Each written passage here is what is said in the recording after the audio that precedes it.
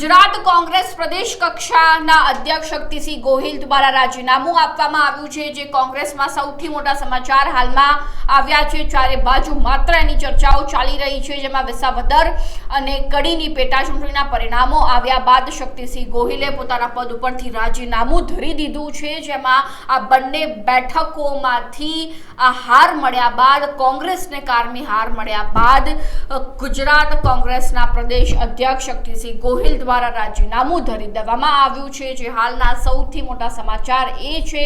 નમસ્કાર, લાઈટ 24 ન્યૂઝની સાથે હું છું મેક્ષુ ઠક્કર। તાજેતરમાં વિસાવદર અને કડીમાં યોજાયેલી પેટા ચૂંટણીની વાત કરીએ તો આ બંને બેઠકો ઉપર સૌથી વધુ ખરાબ પ્રદર્શન કોંગ્રેસનું જોવા મળ્યું છે, કારમી હાર જોવા મળી છે, જેમાં બંને બેઠકો ઉપર એકમાંથી આમ આદમી પાર્ટીની જીત થઈ છે તો બીજી બેઠક ઉપરથી ભારતીય જનતા પાર્ટીની જીત થઈ છે અને તે વચ્ચે કોંગ્રેસની કારમી હાર જોવા મળી રહી છે।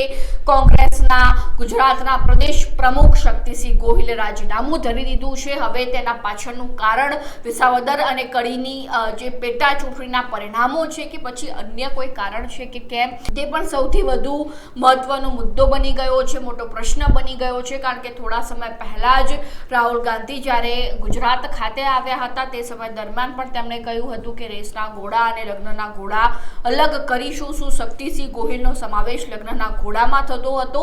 અને સૌથી પહેલા જો વાત કરવામાં આવે તો તાજેતરમાં જિલ્લા કક્ષાએ કોંગ્રેસે સમગ્ર રીતે પોતાનું જે છે તે સંગઠન બદલ્યું હતું, તો શું આ સંગઠન બદલવાના ભાગરૂપે શક્તિસિંહ ગોહિલને પદ પરથી હટાવવામાં આવ્યા છે કે એ પદ પરથી ખુદ હટી ચૂક્યા છે? તે પણ ખૂબ મોટો પ્રશ્ન બની ગયો છે કે કોંગ્રેસ હાઈકમાન્ડે તેમનું રાજીનામું લઈ લીધું છે કે શક્તિસિંહ ગોહિલ દ્વારા રાજીનામું આપવામાં આવ્યું છે, તે પણ ખૂબ મોટો પ્રશ્ન છે। તેના પાછળનું સચોટ કારણ તો હજુ બહાર નથી આવ્યું, પરંતુ આ પરિણામો આવ્યા બાદ તાત્કાલિક ધોરણે શક્તિસિંહ ગોહિલ દ્વારા જે રાજીનામું ધરવામાં આવ્યું છે, અનેક શંકાઓ કુશંકાઓ બહાર આવી રહી છે, અનેક તર્ક વિતર્ક બની રહ્યા છે। તો હવે જોવું રહ્યું કે આ રાજીનામા પાછળનું સચોટ કારણ શું છે। તો આ